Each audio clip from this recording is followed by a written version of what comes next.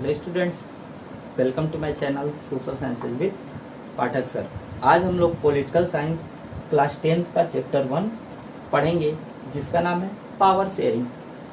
Power sharing क्या है? जैसा कि हमने पिछले क्लास में डेमोक्रेसी के बारे में पढ़ा था, हमने देखा कि डेमोक्रेसी क्या होता है, डेमोक्रेसी की नीड हमें क्यों है, इलेक्शंस क्या होते हैं, कॉन्स्टिट्यूशन क्या होता है और ये डेमोक्रेटिक इंस्टीट्यूशंस क्या होते हैं। तो हमने पिछले क्लास में पढ़ा था कि in a democracy the power of government is not rest in a single hand और सिंगल इंस्टीट्यूशन। कि डेमोक्रेसी में जो पावर होता है गवर्नमेंट का, वो किसी एक व्यक्ति के पास या किसी एक इंस्टीट्यूशन के पास नहीं होता। तो ये क्या है? ये है spirit of democracy. Means to say ये टॉपिक भी हमारा डेमोक्रेसी से रिलेट करता है। चलिए आगे पढ़ते हैं। Every nation have diverse community and the social group also conflict among them. कि एवरी नेशन, प्रत्येक जो नेशंस है वर्ल्ड में, वहाँ क्या है? डिफरेंट कम्युनिटीज के लोग हैं और डिफरेंट सोशल ग्रुप के लोग हैं जो एक ही नेशन से बिलोंग करते हैं। आल्सो कॉन्फ्लिक्ट अमंग देम, उनके बीच मिसअंडरस्टैंडिंग की वजह से कभी कभी क्या हो जाता है? कॉन्फ्लिक्ट हो जाता है, लड़ाई झगड़ा भी हो जाता है। टू सॉल्व दिस सिचुएशन, ऐसे सिचुएशन को सॉल्व करने के लिए, ऐसे प्रॉब्लम से ओवरकम होने के लिए power sharing is very necessary. Power sharing क्या होता है? बहुत ही नेसेसरी होता है। It is a spirit of democracy. मैंने अभी आपको बताया कि it is a spirit of democracy. Power sharing का आइडिया कहाँ से आया? डेमोक्रेसी से आया। ठीक है, तो यहाँ हमें एक क्वेश्चन क्लियर बनता है कि why do we need power sharing, हमें पावर शेयरिंग की जरूरत क्यों है। अब हम एक एग्जाम्पल के द्वारा पावर शेयरिंग को समझते हैं। मैंने इंडिया का एग्जाम्पल लिया है कि इंडिया में जो पावर शेयरिंग है वो मेनली 3 ऑर्गन्स में डिवाइड है। जो गवर्नमेंट के जो भी पावर्स हैं मेनली वो 3 ऑर्गन्स में डिवाइड है, जिसको हम कहते हैं लेजिस्लेचर, एग्जीक्यूटिव एंड जुडिशरी। सबसे पहले अगर हम लेजिस्लेचर की बात करते हैं तो जो मेकिंग ऑफ लॉ होता है या चेंजेज इन लॉ होता है, मतलब कानून को बदलना होता है या कोई भी नया कानून बनाना होता है, वो कौन करता है? लेजिस्लेचर करता है। एग्जाम्पल के लिए पार्लियामेंट क्या है? हमारा लेजिस्लेचर है। हमारे द्वारा इलेक्ट किए गए रिप्रेजेंटेटिव वहाँ पे जाते हैं और वहाँ पे हमारी बातों को रखते हैं। तो ये हो गया law making body, example parliament. दूसरा हमारा जो गवर्नमेंट ने पावर शेयर किया उसको हम बोलते हैं एग्जीक्यूटिव। एग्जीक्यूटिव क्या होता है? Implementation of loss. जो भी कानून लेजिस्लेचर बनाती है उसे इम्प्लीमेंट करने का काम कौन करता है? एग्जीक्यूटिव। मतलब उसको लागू कौन करता है? एग्जीक्यूटिव। उसके एग्जाम्पल कौन है? हमारे इंडिया में प्रेसिडेंट और प्राइम मिनिस्टर जो हैं ये एग्जीक्यूटिव के एग्जाम्पल्स हैं। थर्ड जो ऑर्गन है वो है जुडिशरी। जुडिशरी मतलब आप जानते होंगे system of courts, lower court, subordinate court, district court, high court and supreme court. सबसे बड़ा कोर्ट कौन सा होता है? सुप्रीम कोर्ट होता है, जिसे हम लोगों ने पिछले क्लास में पढ़ा था। तो तीसरा जो ऑर्गन है उसको हम जुडिशरी के नाम से जानते हैं। तो ये क्या करता है? Control to legislature and executive with help of constitution. एक याद रखिएगा, कॉन्स्टिट्यूशन। ये जुडिशरी क्या करता है? वो कॉन्स्टिट्यूशन के हेल्प से लेजिस्लेचर और एग्जीक्यूटिव को कंट्रोल करने का काम करता है। एग्जाम्पल के लिए हम बता सकते हैं जो जजेज ऑफ कोर्ट होते हैं वो जुडिशरी हैं, सुप्रीम कोर्ट के जो जज होते हैं। या एग्जाम्पल के लिए बता सकते हैं high court, supreme court, district court, subordinate court. तो ये हो गया पावर शेयरिंग। क्या है power sharing? Means sharing of power among the different institution is called power sharing. Why it is necessary? Because in situation conflict among different community, power sharing is very necessary and it is also spirit of democracy. ठीक है, तो अगर हमारे वहाँ democratic government है तो हमारे वहाँ पावर शेयरिंग होनी चाहिए। ठीक है, तो इस लेसन को हम शुरू करेंगे 2 डिफरेंट नेशन के केस स्टडी के द्वारा। आई होप आप लोग को पावर शेयरिंग की मीनिंग समझ में आ गई होगी और पावर शेयरिंग की नीड क्या है वो समझ में आ गया होगा। आगे हम पढ़ेंगे case study of Belgium and Sri Lanka.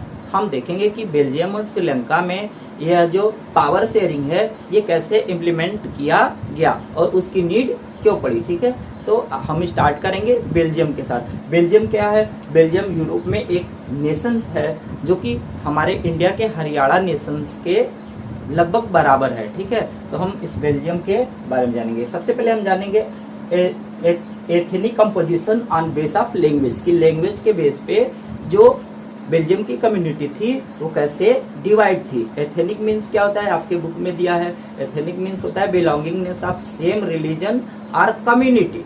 एक कम्युनिटी और एक रिलीजन से बिलोंग करना और अपने रिलीजन और कम्युनिटी के लिए रिस्पेक्ट की फीलिंग होना ही एथनिक कहलाता है। तो हम लैंग्वेज के बेस पे हम कंपोजिशन देखेंगे किसका? बेल्जियम का, कि बेल्जियम में जो लोग रहते थे कंपोजिशन क्या था। तो जैसे कि हम देख सकते हैं कि बेल्जियम में जो डच स्पीकिंग की संख्या थी वो 59% थी, जो कहाँ रहते थे? फ्लेमिश रीजन में रहते थे। जैसे कि हमारे वहाँ बहुत सारे रीजन है, यूपी, बिहार, मध्य प्रदेश, महाराष्ट्र, समझ में आ रहा है? तो ऐसे क्या हो गया, फ्लेमिश एक रीजन है बेल्जियम का और वहाँ के 59% लोग हैं वो डच लैंग्वेज बोलते हैं।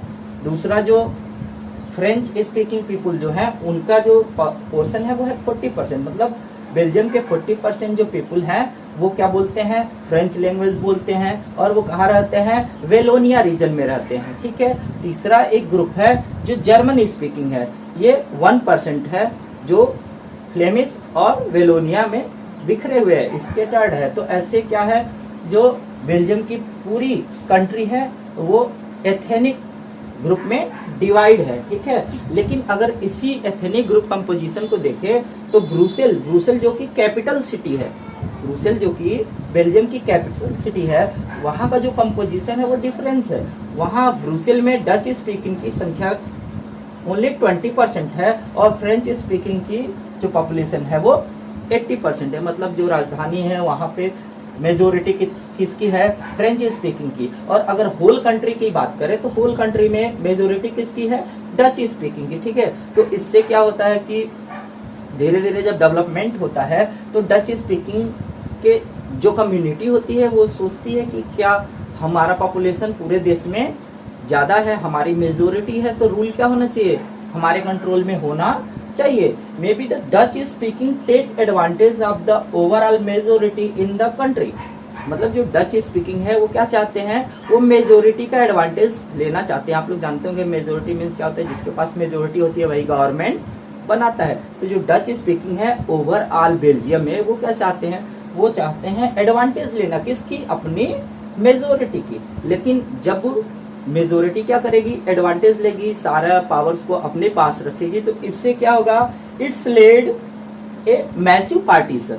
तो बेल्जियम का क्या करना पड़ेगा? पार्टीशन करना पड़ेगा। पार्टीशन क्यों करना पड़ेगा? क्योंकि जो पॉपुलेशन का डिवीजन है वो बहुत ज्यादा डिफरेंट नहीं है, 59 और 40 में कोई बड़ा डिफरेंस नहीं है। फिर भी डच स्पीकिंग क्या चाहते हैं कि हमें मेजोरिटी का एडवांटेज मिले। ठीक है, तो क्या होता है कि अगर वो मेजोरिटी का एडवांटेज लेते हैं तो एक मैसिव पार्टीशन हो सकता है। तो इसके लिए गवर्नमेंट क्या करती है? इसके लिए गवर्नमेंट डिसाइड करती है कि हम एक कॉन्स्टिट्यूशन को फॉर्म करेंगे जिसमें हम डच स्पीकिंग, फ्रेंच स्पीकिंग सभी लोगों को मैनेज करेंगे, सभी लोगों को इक्वल पावर डिस्ट्रीब्यूट करेंगे, जिससे क्या मैसिव पार्टीशन ना हो सके। तो इसलिए जो गवर्नमेंट है वो डिसाइड करती है कि हम एक कॉन्स्टिट्यूशन को फॉर्म करें। ठीक है, तो इसके लिए क्या क्या स्टेप्स लिए जाते हैं कॉन्स्टिट्यूशन में, इसे हम पढ़ेंगे। अभी हम लोगों ने बेल्जियम के एथनिक कंपोजिशन को देखा। हमने देखा कि किस प्रकार से जो डच स्पीकिंग थी वो होल नेशन में क्या थी? होल नेशन में मेजोरिटी थी। 1950 से 1960 के बीच में मेजोरिटी बेस पे जो डच स्पीकिंग थे वो क्या करना चाहते थे? वो अपना मेजोरिटी के बेस पे कंट्रोल करना चाहते थे पूरी गवर्नमेंट में। और इस डिस्प्यूट को सॉल्व करने के लिए जो बेल्जियम की गवर्नमेंट थी उसने 1970 टू 1993 मतलब 1970 से 1993 तक उन्होंने एक कॉन्स्टिट्यूशन को फॉर्म किया। और इस कॉन्स्टिट्यूशन का मेन जो बेस था कि एक ऐसा कॉन्स्टिट्यूशन बनाया जाए कि सभी लोगों के अंदर क्या हो सके, यूनिटी हो सके, और इसके थ्रू क्या हो जाए, सभी लोग सेटिस्फाइड रहे और सभी लोग यूनाइट होके रहे। तो इसके लिए उन्होंने क्या किया, एक कॉन्स्टिट्यूशन को फॉर्म किया। ठीक है, तो उस कॉन्स्टिट्यूशन में हम देखेंगे कि model of power sharing, Belgium का जो पावर शेयरिंग का मॉडल था कॉन्स्टिट्यूशन के थ्रू, वो कैसा था उसको समझने का प्रयास करेंगे। तो बेल्जियम में जो पावर शेयरिंग हुई, सबसे पहले जो गवर्नमेंट थी उसे फेडरल फॉर्म ऑफ गवर्नमेंट कर दिया गया, मतलब गवर्नमेंट को डिफरेंट लेवल पे डिवाइड कर दिया गया। एक बनाया गया सेंट्रल गवर्नमेंट, दूसरा बनाया गया स्टेट गवर्नमेंट, और तीसरा जो बनाया गया वो था कम्युनिटी गवर्नमेंट। ठीक है, तो सेंट्रल गवर्नमेंट जो था उसमें डिसाइड किया गया, constitution prescribe the equal minister in the central government. Constitution में लिखा गया कि जो सेंट्रल गवर्नमेंट होगी उसमें जो मिनिस्टर की संख्या होगी, चाहे वो फ्रेंच स्पीकिंग हो चाहे वो डच स्पीकिंग हो, दोनों के जो मेंबर्स की संख्या होगी वो इक्वल होगी, और कोई भी जो डिसीजन होगा वो सिंगल कम्युनिटी नहीं ले सकती। No single community can make the decision. अगर दोनों इक्वल रहेंगे तो कोई सिंगल कम्युनिटी नहीं कर सकती, वह डिसीजन नहीं ले सकती। फिर हमने देखा many powers of central government given to the state government. हमने अभी बताया कि एक सेंट्रल गवर्नमेंट बनाया गया, एक स्टेट गवर्नमेंट बनाया गया, और बहुत सारे ऐसे पावर्स थे जिसे क्या कर दिया गया, सेंट्रल गवर्नमेंट के पावर्स को स्टेट गवर्नमेंट को दे दिया गया। ये जो सेंट्रल गवर्नमेंट थी वो होल नेशन के लिए, लेकिन जो स्टेट गवर्नमेंट थी डिफरेंट रीजन में जो डिफरेंट एथिक ग्रुप्स थे उस बेस पे बनाए गए थे, और उस एथिक ग्रुप्स को सेटिस्फाइड करने के लिए सेंट्रल गवर्नमेंट के बहुत सारे पावर क्या किए गए, स्टेट गवर्नमेंट को ट्रांसफर कर दिए गए। फोर्थ क्या किया गया, state government are not subordinate to the central government, और स्टेट गवर्नमेंट को क्या कर दिया गया कि जो स्टेट गवर्नमेंट रहेगी they are not answerable to the central government, कि अब उसे सेंट्रल गवर्नमेंट को कोई आंसर नहीं देना है। मतलब जहां डच स्पीकिंग गवर्नमेंट है वहां पे फ्रेंच स्पीकिंग को आपको रिस्पॉन्सिबिलिटी नहीं है, आप उसके लिए आंसरेबल नहीं है, और फ्रेंच स्पीकिंग जो है वो डच स्पीकिंग के लिए रिस्पॉन्सिबल नहीं है। वही कह रहा है कि state government are not subordinate to control the government. फिर मैंने अगला बताया जो था कम्युनिटी गवर्नमेंट। तो कम्युनिटी गवर्नमेंट क्या था, ये एथिक डिवीजन के बेस पे था कि जो भी डिफरेंट कम्युनिटीज है या जो सोशल ग्रुप है वो अपने कल्चर, लैंग्वेज और ट्रेडिशन से रिलेटेड रूल्स रेगुलेशन को बना सकते हैं, उसे फॉलो कर सकते हैं। उसमें सेंट्रल गवर्नमेंट या स्टेट गवर्नमेंट कोई इंटरफेयर नहीं करेगी। तो बेल्जियम लीडर को ये रियलाइज हुआ कि जब हम पावर को शेयरिंग नहीं करेंगे तो क्या होगा, मैसिव डिवीजन होगा। इसलिए उन्होंने क्या किया, उन्होंने एक कॉन्स्टिट्यूशन को फॉर्म किया, और वहां पे 1970 to 1993 तक 70 to 93 तक लगभग 4 बार उस कॉन्स्टिट्यूशन में अमेंडमेंट किया गया। अमेंडमेंट करने का रीजन क्या था, वो ऐसा कॉन्स्टिट्यूशन चाहते थे कि सब लोग सेटिस्फाइड रहे, सभी लोगों को इक्वल पावर है, और किसी को ये ना लगे कि हमारे साथ क्या हो रहा है, डिस्क्रिमिनेशन हो रहा है। और ये जो कॉन्स्टिट्यूशन बना या जो ये मॉडल ऑफ पावर शेयरिंग बना, इससे डच स्पीकिंग क्या थे, एग्री थे, और बेल्जियम में यह पावर शेयरिंग का मॉडल एडॉप्ट कर दिया गया। आई होप आप लोगों को समझ में आया होगा कि बेल्जियम में पावर शेयरिंग का मॉडल क्या था। एक बार फिर बता देते हैं कि गवर्नमेंट को 3 लेवल का बना दिया गया। एक हो गया सेंट्रल गवर्नमेंट। सेंट्रल गवर्नमेंट में ये रूल बनाया गया कि सेंट्रल गवर्नमेंट जो मिनिस्टर रहेंगे, चाहे वो डच स्पीकिंग हो चाहे वो फ्रेंच स्पीकिंग हो, दोनों की संख्या क्या रहेगी, इक्वल रहेगी, और कोई भी एक कम्युनिटी सिंगल डिसीजन नहीं ले सकती। ठीक है, दूसरा हमने देखा कि एक और भी गवर्नमेंट बनाएगी, इसे स्टेट गवर्नमेंट कहा गया, और स्टेट गवर्नमेंट जो थी वो सेंट्रल गवर्नमेंट के लिए रिस्पॉन्सिबल नहीं थी, आंसरेबल नहीं थी। तीसरा जो गवर्नमेंट बनाया गया वो कम्युनिटी गवर्नमेंट बनाया गया, जो अपने कल्चर, लैंग्वेज और ट्रेडिशन के लिए कोई भी रूल रेगुलेशन बना सकती है। उसमें सेंट्रल गवर्नमेंट और स्टेट गवर्नमेंट इंटरफेयर नहीं कर सकते। तो ये था model of power sharing in Belgium. ठीक है, नेक्स्ट वीडियो में हम पढ़ेंगे मॉडल ऑफ पावर शेयरिंग इन श्रीलंका। ठीक है, और फिर हम उसको दोनों को एक साथ कंपेयर करके समझने का प्रयास करेंगे। आई होप आप लोगों को ये जो लेक्चर है वो समझ में आया होगा। आप ज़्यादा से ज़्यादा इस चैनल को शेयर करें, लाइक करें और सब्सक्राइब करें,